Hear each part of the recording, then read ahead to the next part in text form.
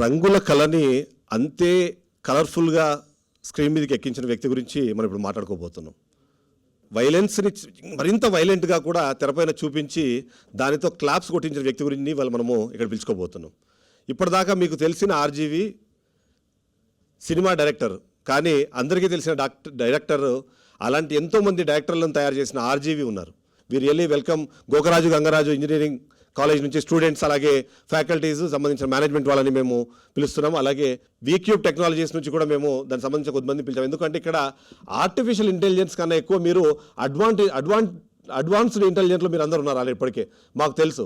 అంతేకాకుండా ఇప్పటికే మొత్తం ప్రపంచం మొత్తం చేతిలోకి వచ్చిన తర్వాత ఇంకా పుస్తకాలు పట్టుకొని ఎందుకు తిరుగుతున్నారని ఒక బాధ ప్రతి ఒక్కరిలో ఉంది. ఆ బాధని ఇవాళ తీర్చే ప్రయత్నం చేద్దాము. వీలైతే మన ద్వారా ఈ మెసేజ్ని అటు ప్రభుత్వానికి కానివ్వండి, లేకపోతే ఈ విద్యా వ్యవస్థ కానీ ఇచ్చే ప్రయత్నం చేద్దాం. మనం ఇప్పుడు ఒకసారి ఆర్జీవి గారిని ఒకసారి స్టేజ్ మీద పిలుద్దాము.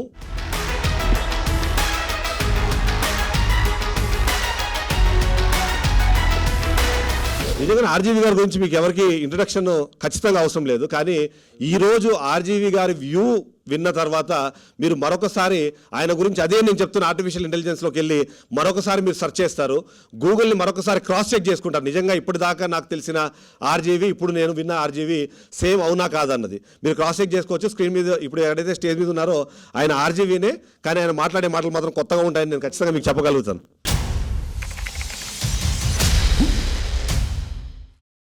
ఇవన్నిటికన్నా ముందు విద్యా వ్యవస్థ మీద యుద్ధం ప్రకటించి సమాజాన్ని బాగుపరిచే ఉద్దేశం నాకేమీ లేదు. పాయింట్ 1, నేను జనరల్గా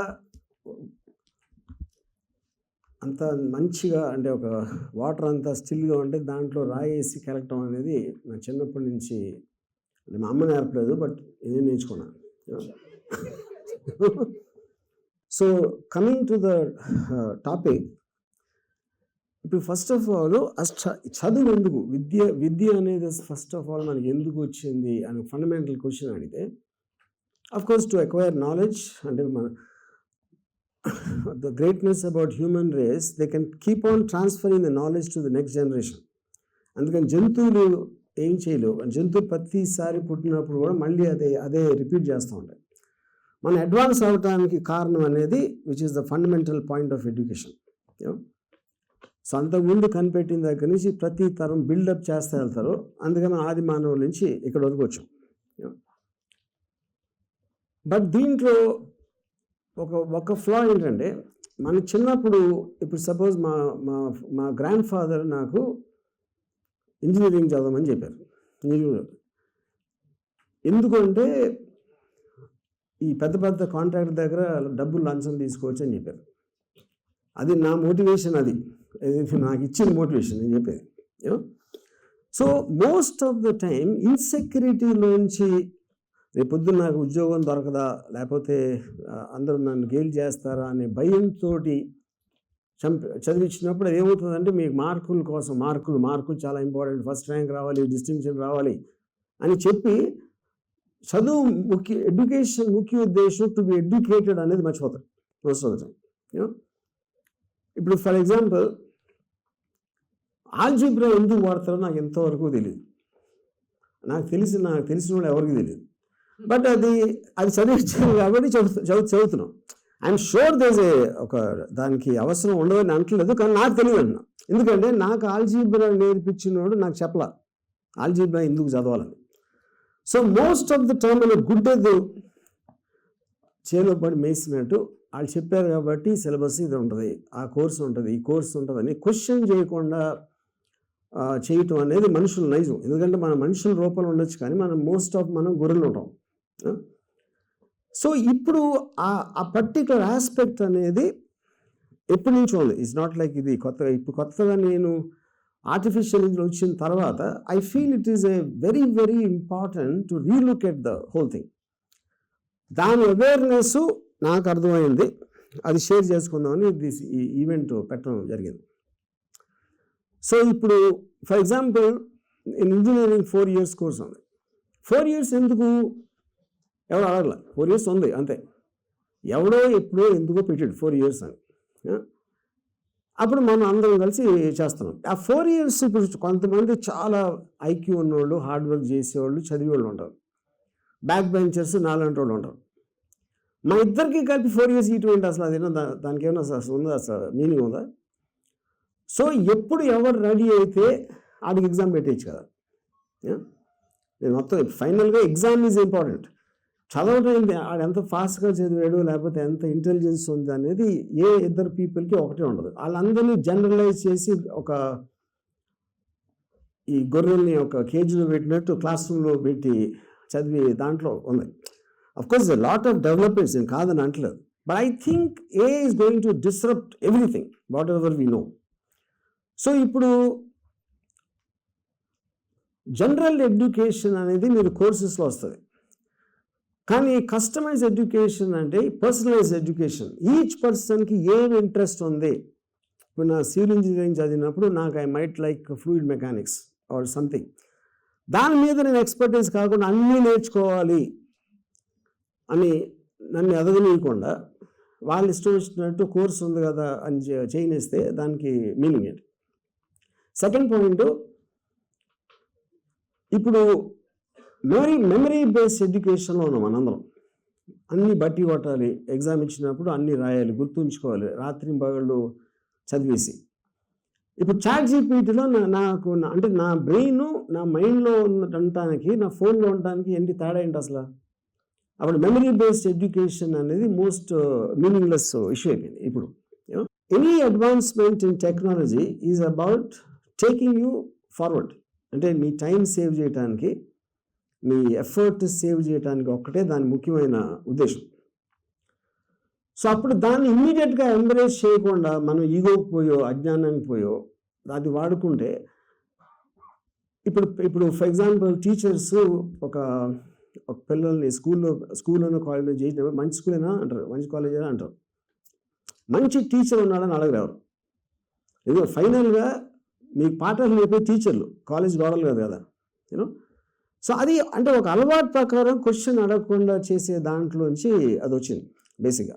యూనో, సో ఇప్పుడు కూడా మనం ప్రొఫెషనల్ కోర్సెస్ ఐసోలేట్ చేయటం అనే దానికి ఎంత మీనింగ్ ఉంది, ఎంతో కొంత ఉండొచ్చు. I'm not saying it's not there, but I think it's very important to create a very big debate. ఇప్పుడు స్కూల్స్ ఏం చేస్తున్నాయి, కాలేజ్లు ఏం చేస్తున్నాయి. So most skill professional courses all the students are being అంటే ఒక చీకట్లోకి, అంటే వాళ్ళ భవిష్యత్తు ఏం మాత్రం. నాకు యాక్చువల్లీ ఒక డాక్టర్ చెప్పాడు, నాకు జాలేస్తుందండి మెడికల్ కాలేజ్ స్టూడెంట్ వాళ్ళు వెళ్ళి ఏం నేర్చుకుంటున్నారు, బయటకు వచ్చి ఏం చేస్తారని. And the same thing goes for every profession. ఇప్పుడు నేను ఇంజనీరింగ్ కాలేజ్లో నాకు లాస్ట్ సెమిస్టర్లో ఒక ప్రాజెక్ట్ ఇచ్చారు. ఏంటది? Build a tank for a residential colony. So కాలనీలో ఎన్ని ఇళ్ళు ఉంటాయి, ఆ ఇళ్లలో ఎంతమంది ఉంటారు, వాళ్ళందరూ ఎంత తాగుతారు, వాడతారు, ఆ వాటర్ వాల్యూము దాని నుంచి రీఎన్ఫోర్స్మెంట్ ఆఫ్ ద వాల్స్ అని చేయడానికి 6 months ప్రాజెక్ట్. అది నేను ఆ ప్రాజెక్ట్ నేను చేసి ఫెయిల్ అయ్యాను. ఇప్పుడు if I use a device with the same question 5 secondsలో ఇస్తాను.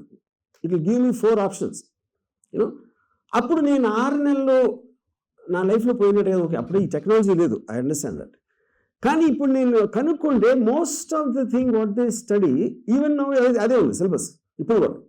యూనో, ఎందుకంటే మనకి హ్యూమన్ బీయింగ్స్ నేను ఇందాక చెప్పినట్టు ఆల్వేస్ వీ ఫాలో గుడ్డెద్దులుగా వెళ్ళిపోతాం. కాబట్టి సీరియస్గా చూసి ఇప్పుడు దాన్ని అప్లై చేసి ఇప్పుడు నేను స్కూల్లో ఒకరిని పెట్టాలంటే ఒక పేరెంట్స్ పెట్టి వాళ్ళు తీసుకున్న డెసిషన్కి అట్లీస్ట్ 15-20 ఏళ్ళ తర్వాత దాని రిజల్ట్ బయటకు వస్తుంది. వాళ్ళు ఏ కోర్సు చేయమన్నారు, ఎందుకు చేర్పించారు అన్నీ.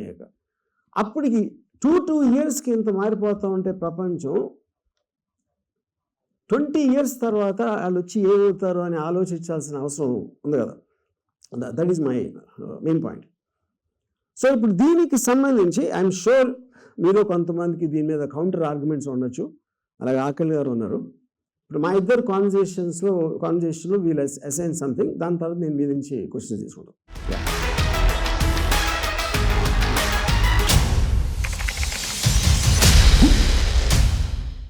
అయితే ఒక డిస్క్లైమర్ ఉంది. ఎవరి మనోభావాలు దెబ్బతీయాలన్న ఆలోచన మాకు లేదు కాదు. ఖచ్చితంగా మేము ఎవరివైనా మనోభావాలు నాకుంది. దెబ్బతీ మీరు ఆలోచించుకోండి, ఎందుకంటే మీరు ఇంకా అడ్వాన్స్ అవ్వలేదు, ఇంకా అక్కడే పాతకాలంలోనే ఆగిపోయారు అన్నది. ఎవరైనా ఇంకా మనోభావాలు దెబ్బతింటే మాత్రము ఖచ్చితంగా మీరు అడ్వాన్స్ అవ్వాలన్నది మాత్రమే మా మా విషయం.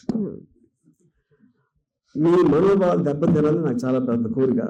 ఎందుకంటే మీరు ఒక చాలా స్ట్రాంగ్ లాంగ్వేజ్లో చెప్పకపోతే ఎవడో ఎవరిని ఎండవు. యా, సో అప్పుడు నా ఆయనది నా వాయిస్ కాదు. ఆర్టిఫిషియల్ ఇంటెలిజెన్స్ అనేది ఖచ్చితంగా ఇవాళ ఒక విప్లవాత్మకమైన రెవల్యూషనరీ ఫార్మ్లోకి వచ్చిందన్నది రైట్. నాకు తెలిసి ఇక్కడ ఉన్న వాళ్ళందరూ కూడా చాట్ జీపీటీనో లేదా డీప్ సీక్నో మరో దాన్నో వాడకుండా ఒక్కరోజు కూడా ఉండరని అనుకుంటున్నాను. సింపుల్ వర్డ్స్లో చెప్పాలి అంటే రాబోయే 10 years తర్వాతనో 15 years తర్వాతనో ఈ ఎడ్యుకేషన్ సిస్టమ్ ఎలా మారబోతుందని మీరు అనుకుంటున్నారు, లేదా ఎలా మారాలనుకుంటున్నారు మీరు? సో టు స్టార్ట్ విత్ ఇది ఇది ఇది చాలా డిస్టర్బింగ్ ఉంది. తీసింది